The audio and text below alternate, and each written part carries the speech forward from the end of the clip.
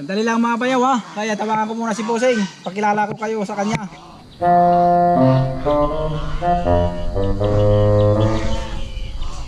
Hello boss. Oh, hello. Ano bang atin dyan? Nakatanggap ka na ba ng bagong empleyado natin? Okay na boss. Ito na yung 2 tao natin na bago. Na-verify ko na. Sige, sige. Pupunta na ako dyan. Magkita lang tayo dyan sa office. Ito na pala si boss. Oh, magandang umaga. Oh, sila na ba yung tao natin? Oo boss. Yan na sila ang 2 mga bayaw ko. Okay. Mukhang mga pogi yung mga nakulong tao ah. Kompleto na ba yung mga papel nila? Oo, nandiyan na. Papel nila. Kompleto. Nice. Okay, sige. May tatawagan lang ako. Sandali, ha? Excuse na muna, ha? Sandali lang, ha?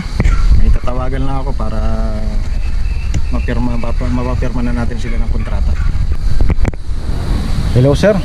Police Department. Meron po dito na meron akong ipapahuli sa inyo. Andito na yung mga tao na wanted sa pagnanakaw. Okay na. Mamaya pag dumating yung kontrata nila, papirmahin mo na lang. Okay? So, kailangan pa ako, may appointment pa ako, kailangan kong puntahan. Kaya si na yung bahala sa inyo. Sige boss. Ingat kayo. Par, tanggap na tayo sa trabaho natin.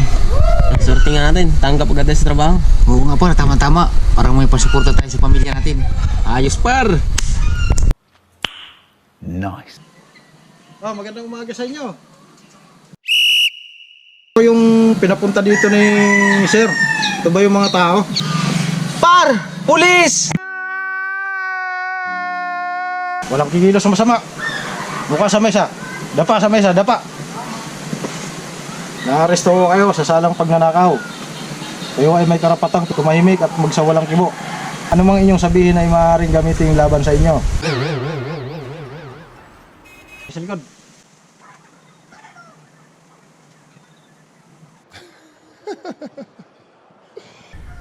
Bayaw, kasabot ka pala. Par, paano ng pamilya natin ito?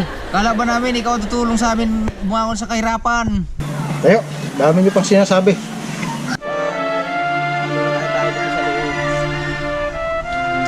Paano na tayo nito ngayon, par?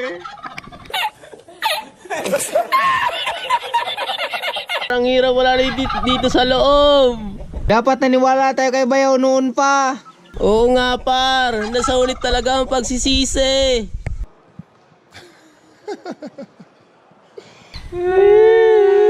Paano na pamilya natin ito?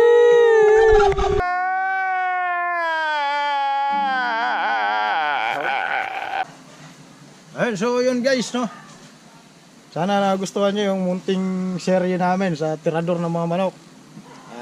Salamat ka pala sa mga nag-subscribes. Maraming salamat.